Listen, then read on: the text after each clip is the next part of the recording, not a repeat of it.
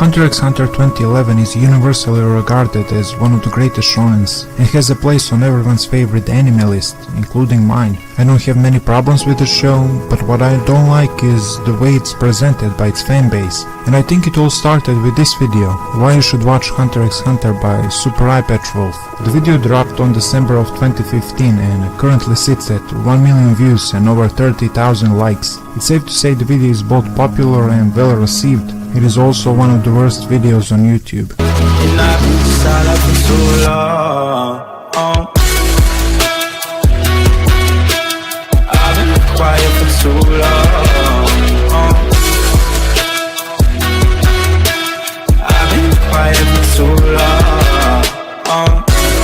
The problem with addressing misinformation is that it's so easy to spread, but it takes a lot of time to debunk. Mr. One-Eyed Wolf likes to make a lot of comparisons without really exploring them, and if he did, they would fall apart pretty quickly. I've seen this video used as a reference to argue why Hunterxhunter is a deconstruction or a subversion of the shonen genre, which it isn't, and no better way to prove this than the protagonist.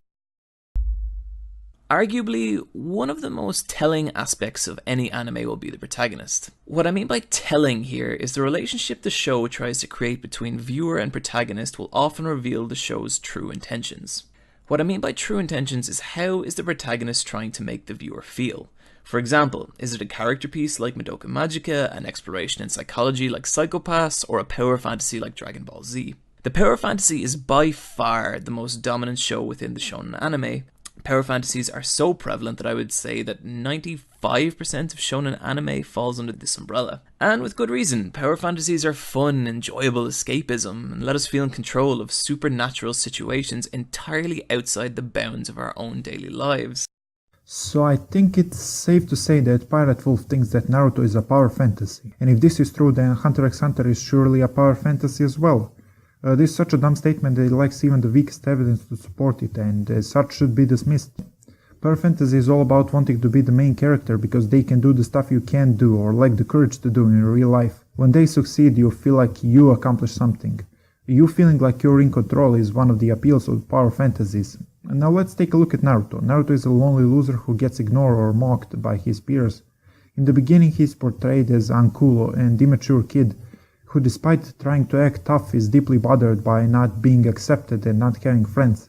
And I don't think you would feel in control if the greatest ninjas in history were reanimated and were after you, along with some of the scariest shinobis alive. But when you look at the protagonists of the big shonen power fantasies, you start to see a pattern.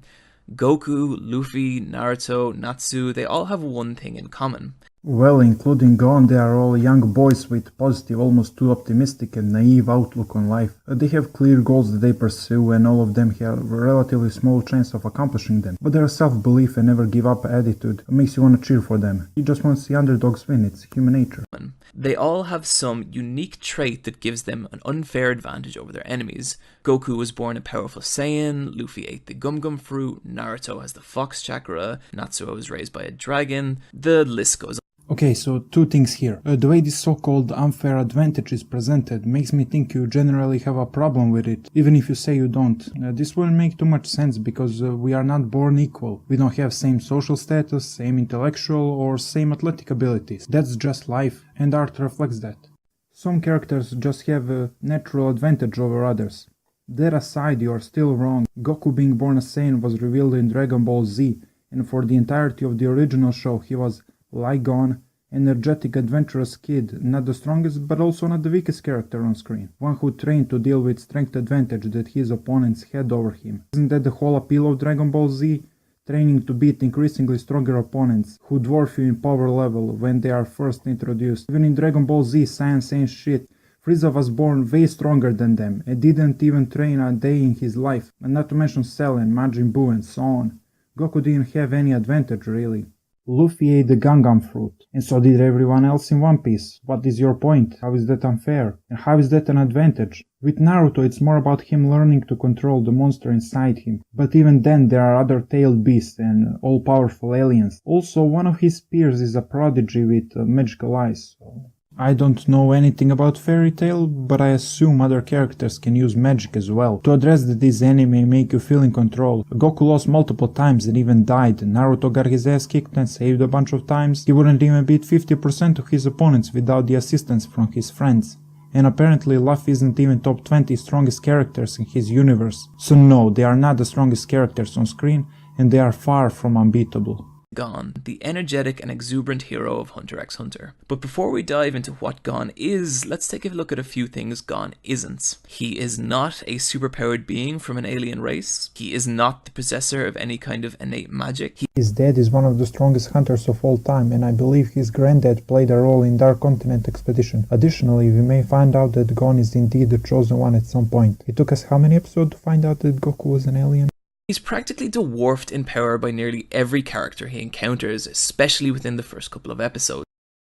So is any other shonen protagonist. Like I've said, it's very easy to simply say that Gon is different than all these other characters, but it takes time to explain why he isn't in any way unique or evolutionary. When watching Hunter x Hunter, you are watching shonen storytelling at its best, not the deconstruction of the genre.